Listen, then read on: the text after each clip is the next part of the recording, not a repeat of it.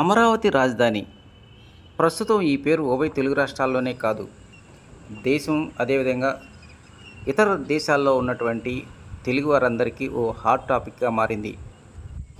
ఇటీవల జరిగినటువంటి సార్వత్రిక ఎన్నికల్లో తెలుగుదేశం పార్టీ భారీ మెజార్టీ రావడం, ముఖ్యమంత్రిగా నారా చంద్రబాబు నాయుడు గారు ప్రమాణ స్వీకారం చేసిన వెంటనే ఈ రాజధాని ప్రాంత ప్రజల యొక్క జీవితాల్లో ఆశలు సిగిరించాయని చెప్పాలి.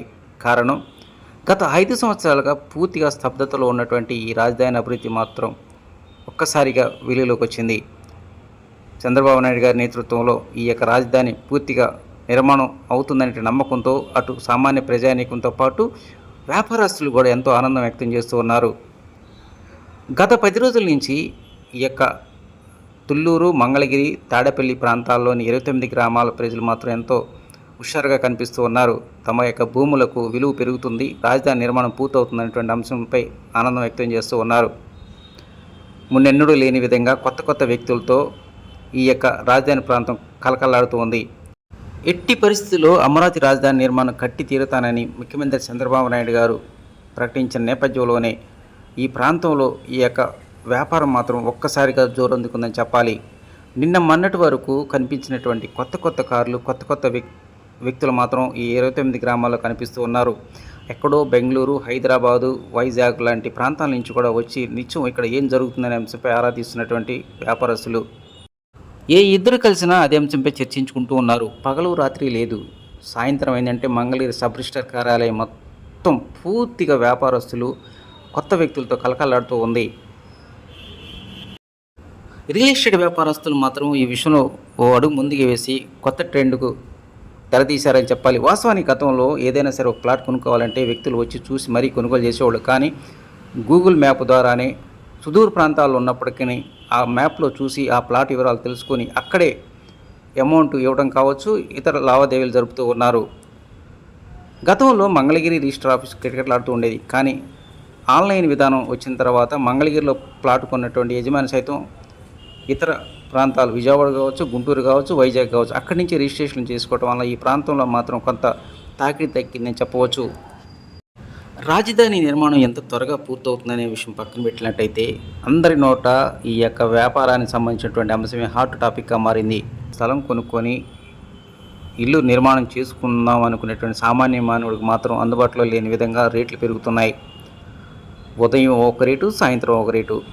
షేర్ మార్కెట్ తరహాలోనే భూములకు రెక్కలు వచ్చాయంటున్నారు స్థానికులు.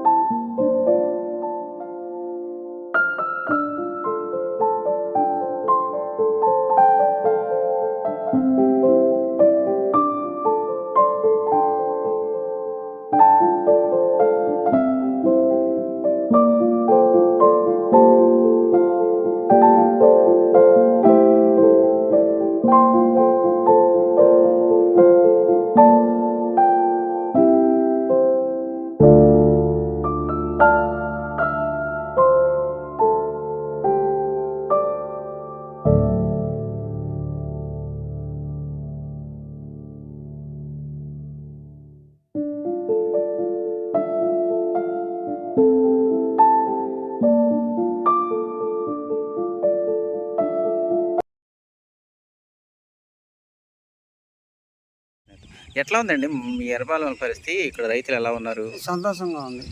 ప్రభుత్వం మారిన సంతోషం ఉంది. రైతులకి ప్లాట్లు ఇస్తా అంటున్నాడు. ఏంటండి రేట్లు బాగా ఎక్కువ చెప్తున్నారు, అది ఇది అంటున్నారు. ఎక్కువ చెప్పేది ఏముంది, రేట్లు ఎక్కువే లేదండి. ఇప్పుడు మా భూమి ఇచ్చాం, హైదరాబాద్ నుంచి వస్తున్నారు. మాకు మట్టికి రైతుగా మాకు సంతోషం ఉంది. మా పిల్లల భవిష్యత్తు బాగుంటుంది. 5 సంవత్సరాల నుంచి బాధపడ్డాం. ఇప్పుడు ఎర్రబాలెం రైతులు నిజంగా సంతోషంగా ఉన్నారు. సంతోషంగానే ఉన్నామండి. నేను రైతునే, నాకు 6 ఎకరం భూమి ఉంది. ఓకే, మీ ఊరికి చాలా మంది వేరే వాళ్ళు కూడా వస్తున్నారు అంటున్నారు. వస్తున్నారండి, చూసిపోతున్నారు. రేట్లు ఎక్కువ మాకు అనుకూలంగా ఉంటే ఇస్తాం. ఇక్కడ డెవలప్ చేస్తే బాగుంటుందండి ఇక్కడ. డెవలప్ చేయాలనే కండి మేము ఇచ్చింది.